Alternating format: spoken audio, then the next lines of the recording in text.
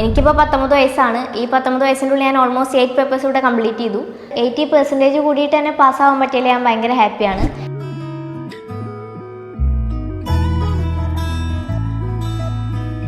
Hi, ഞാൻ ദിയ.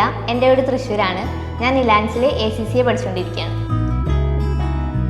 +2 കഴിഞ്ഞ സമയത്ത് ഒരുപാട് ഓപ്ഷൻസ് ഉണ്ടായിരുന്നു ഏത് തിരഞ്ഞെടുക്കണം എന്നുള്ളത്. അങ്ങനെ ഒരുപാട് അന്വേഷിച്ച് റിസർച്ചൊക്കെ ചെയ്തപ്പോൾ ACCA കുറച്ചുകൂടി ഫ്ലെക്സിബിൾ ആണെന്ന് തോന്നി.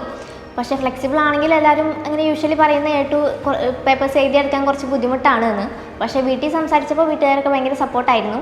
അങ്ങനെ ഞാൻ ACCA ചൂസ് ചെയ്തു. അങ്ങനെയാണ് എലാൻസിലോട്ട് എത്തിയത്. ഇവിടുത്തെ മെൻറ്റേഴ്സിൻ്റെ ഫാക്കൽറ്റീസിൻ്റെ സപ്പോർട്ട് കൊണ്ട് എനിക്ക് ACCA പറയുന്ന അത്ര വലിയ ടഫായിട്ട് തോന്നുന്നില്ല. കുറച്ച് എഫേർട്ട് താരെ കൊണ്ട് ഈസിലി അച്ചീവബിൾ ആണ്. എനിക്കിപ്പോൾ 19 വയസ്സാണ്. ഈ 19 വയസ്സിൻ്റെ ഉള്ളിൽ ഞാൻ ഓൾമോസ്റ്റ് 8 പേപ്പേഴ്സ് കൂടെ കംപ്ലീറ്റ് ചെയ്തു.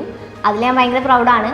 അതുകൊണ്ട് തന്നെ ബാക്കിയുള്ള പേപ്പേഴ്സ് കൂടെ നല്ല രീതിക്ക് തന്നെ കംപ്ലീറ്റ് ചെയ്യാൻ പറ്റുന്നുള്ളതിൽ ഞാനിപ്പോൾ കോൺഫിഡൻ്റ് ആണ്. ഞാൻ ഈ കഴിഞ്ഞ ഡിസംബർ സെഷനിൽ PM പേപ്പറായിരുന്നു അറ്റംപ്റ്റ് ചെയ്തിട്ടുണ്ടായിരുന്നത്. 40% മാത്രം പാസ് റേറ്റ് വരുന്നുണ്ട് ഈ പേപ്പറിൽ. 80% കൂടിയിട്ട് തന്നെ പാസ്സാവാൻ പറ്റിയില്ല. ഞാൻ ഭയങ്കര ഹാപ്പിയാണ്. എൻ്റെ ഈ അച്ചീവ്മെൻറ്റിൽ അലാൻസിന് വലിയൊരു പാട്ടുണ്ട്. ഇവരുടെ റെഗുലർലി ബേസിസിലുള്ള മോക്ക് ടെസ്റ്റൊക്കെ സെൽഫായിട്ട് അസസ് ചെയ്യാൻ ഒരുപാട് ഹെൽപ്പ് ചെയ്തിട്ടുണ്ട്. എൻ്റെ ലേണിംഗ് മെത്തേഡ് എന്ന് പറഞ്ഞാൽ ഞാൻ കോൺസ്റ്റൻ്റ് ആയിട്ട് അന്നെടുത്ത് അന്നു തന്നെ കവർ ചെയ്ത് പോകാൻ മാക്സിമം ശ്രമിക്കാറുണ്ട്. ഒന്നും പിന്നേക്ക് മാറ്റി വയ്ക്കാതെ അന്നു തന്നെ പഠിച്ചു പോകാനാണ് ഞാൻ ശ്രമിക്കാറുള്ളത്. AA പേപ്പർ ഞാൻ ഭയങ്കര ഇഷ്ടത്തോടു കൂടി പഠിച്ചൊരു പേപ്പറായിരുന്നു. അപ്പോൾ എൻ്റെ ഡ്രീം ജോബ് എന്താണെന്ന് വെച്ചാൽ നല്ലൊരു MNCയിൽ ഓഡിറ്ററായിട്ട് കയറുക എന്നുള്ളത് തന്നെയാണ്. PM പേപ്പറിൽ ഇമ്പോർട്ടൻ്റ് ആയിട്ടുള്ള 3 കാര്യങ്ങളായിട്ട് എനിക്ക് തോന്നിയിട്ടുള്ളത് concept clarity, time management and pressure management ആണ്. ബാക്കിയുള്ള FR പോലെ പേപ്പേഴ്സൊക്കെ എടുത്ത് നോക്കുകയാണെങ്കിൽ നമ്മൾ ക്വസ്റ്റ്യൻ പ്രാക്ടീസിൻ്റെ കൂടെയാണ് പഠിച്ചു പോയതെങ്കിൽ PMലോട്ട് വരുമ്പോൾ കോൺസെപ്റ്റിൽ ഒരു കോർ നോളജ് ഉണ്ടായിട്ട് പിന്നെ ക്വസ്റ്റ്യൻ പ്രാക്ടീസിലേക്ക് പോകുമായിരിക്കും നല്ലതെന്നാണ് എനിക്ക് പേഴ്സണലി ഫീൽ ചെയ്തിട്ടുള്ളത്.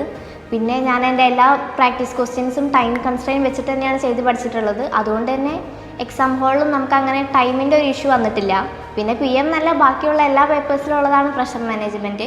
നമ്മൾ കൂളായാൽ തന്നെയാണ് നമ്മുടെ ബ്രെയിൻ വർക്ക് ആവുള്ളൂ. ചെറിയൊരു കാര്യമാണ്, പക്ഷെ നമ്മുടെ റിസൾട്ടിന് അത് വലിയൊരു ബിഗ് ഇമ്പാക്റ്റ് ആണ്.